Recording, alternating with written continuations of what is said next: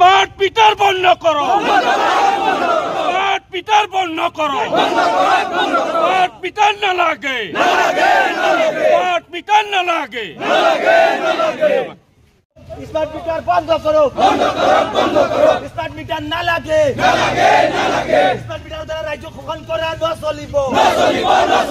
জনতা আজিৰ ৰাজপথত বিজেপি চৰকাৰৰ লাজ নাই, জনতা আজিৰ ৰাজপথত নন্দিতা গালুচাৰ কাম নাই, এই যুঁজ চলিছে, আমাৰ সংগ্ৰাম চলিছে, ভাৰতীয় জাতীয় কংগ্ৰেছ জিন্দাবাদ, বিজেপি চৰকাৰ মুৰ্দাবাদ, হিমন্ত বিশ্ব শৰ্মা মুৰ্দাবাদ, নন্দিতা গালুচা মুৰ্দাবাদ, জনতা আজিৰ ৰাজপথত নন্দিতা গালুচাৰ কাম নাই, ৰাইজ আজিৰ ৰাজপথত হিমন্ত বিশ্বৰ লাজ নাই,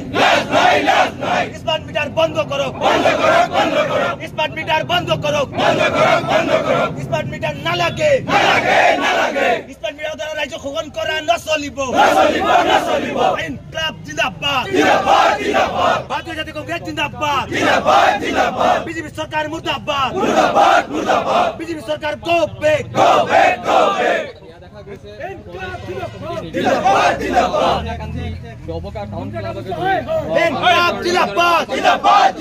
বিজেপি সরকার মুর্দাবাদ,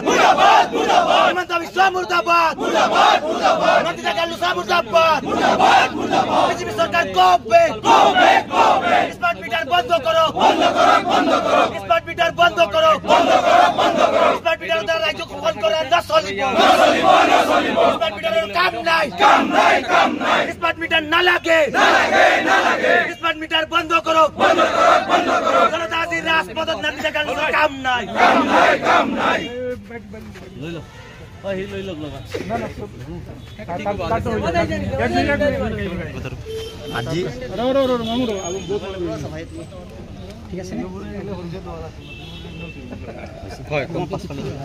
আজি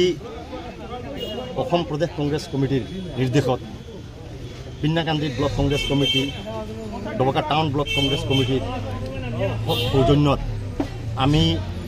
যমুনামুখ সমষ্টি তথা পিন্নাকান্দি সমষ্টিত গোটেই কংগ্ৰেছ কৰ্মীসকল আজি ৰাজপথত ওলাই আহিছোঁ চৰকাৰৰ যিটো জনবিৰোধী নীতি তাৰ বিৰুদ্ধে। চৰকাৰে যিটো স্মাৰ্ট মিটাৰ আৰম্ভ কৰিছিল, এতিয়া ৰাইজে গম পোৱা নাছিল যে স্মাৰ্ট মিটাৰে ইমান ডাঙৰ এটা অসমত এটা স্মাৰ্ট কেলেংকাৰী হৈছে। এই স্মাৰ্ট কেলেংকাৰীৰ দ্বাৰা ৰাজ্যক স্মাৰ্ট হিচাপে টগা হৈছে। আজি চাওক, আপোনালোকে কওক, অসমত যদি 50 লাখ যদি স্মাৰ্ট মিটাৰ থাকে, মই এটা কথা কৈছোঁ, 50 লাখ যদি স্মাৰ্ট মিটাৰ থাকে, ডেইলি 2 টকাকৈ যদি এই স্মাৰ্ট মিটাৰত লুণ্ঠন হয়, তে কিমান কোটি টকা ডেইলি লুণ্ঠন হৈ আছে। মাহেকত 1200 টকা দিছে, কিন্তু এই বিজেপি চৰকাৰে কি কৰিছে, হাজাৰ হাজাৰ টকা স্মাৰ্ট মিটাৰৰ দ্বাৰা স্মাৰ্ট যিটো ঠগিছে মানুহক, এইটোৰ বিৰুদ্ধে আজি আমি ৰাজপথত কংগ্ৰেছ কৰ্মীসকল ওলাই আহিছোঁ। গোটেই অসমত কংগ্ৰেছ কৰ্মী ৰাজপথত ওলাই আহিছে। আজি অসমৰ বিভিন্ন জেগাত বিভিন্ন প্ৰান্তত আমাৰ প্ৰত্যেকটো ব্লকত আমাৰ আন্দোলন হৈছে, আৰু এই আন্দোলনৰ দ্বাৰা আমি বিজেপি চৰকাৰক সকীয়াই দিব বিচাৰিছোঁ যে আপোনালোকে যিটো স্মাৰ্ট মিটাৰৰ বিৰুদ্ধে গোটেই অসমৰ জনতা জাগি উঠিছিল, সেই সময়ত আপুনি হিন্দু মুছলমান কৰি পেলাই USTM পানী আহিছে কৰবাৰ পৰা মানুহক মানে